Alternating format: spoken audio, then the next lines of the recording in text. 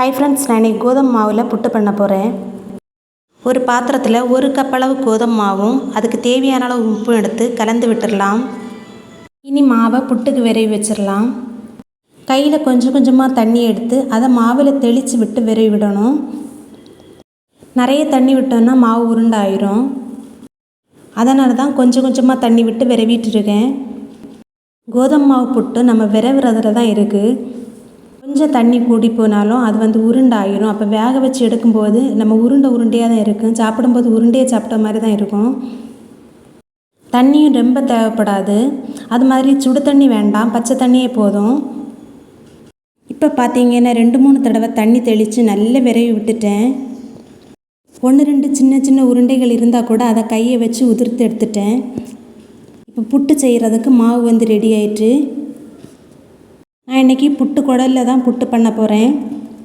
புட்டு பாத்திரத்தில் தண்ணி எடுத்துருக்கேன். அதை நல்லா கொதிக்க விடலாம். கோதுமை மாவு புட்டில் நிறைய தேங்காய் போட்டு செய்தோன்னா டேஸ்ட்டு ரொம்ப நல்லா இருக்கும். நான் இங்கே தேங்காய் துருவி வச்சுட்டே மாவும் ரெடி ஆகிட்டு. புட்டு குடலில் முதல்ல தேங்காய் போட்டிருக்கேன். அடுத்து 1 கைப்பிடி அளவு விரவின மாவும் போட்டிருக்கேன். திரும்பவும் தேங்காய். இப்படி 3 துண்டு புட்டு அளவுக்கு நான் வச்சுருக்கேன். இப்போ குடலில் மாவும் தேங்காயும் வச்சுட்டேன். புட்டு பாத்திரத்தில் தண்ணி நல்லா கொதிச்சிட்ருக்கு. இனி இந்த மாவு அதில் வச்சிடலாம். இப்போ மூடி வச்சுட்டேன்.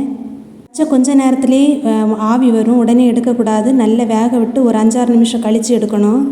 இப்போ புட்டு நல்லா வெந்துட்டு இப்போ ஒரு பிளேட்டுக்கு மாற்றிட்டேன். நான் எடுத்து வைக்கும்போது அவ்வளோ ஒரு மணமாக இருக்குது. சுட சுட சாஃப்டான இந்த கோதுமை மாவு புட்டை பழத்தோடு வச்சு சாப்பிட்டு பாருங்கள், அவ்வளோ டேஸ்ட்டாக இருக்கும். இப்போ நான் கையில் எடுக்கிறேன் பாருங்கள், ஒரு உருண்டையே எதுவுமே இல்லை.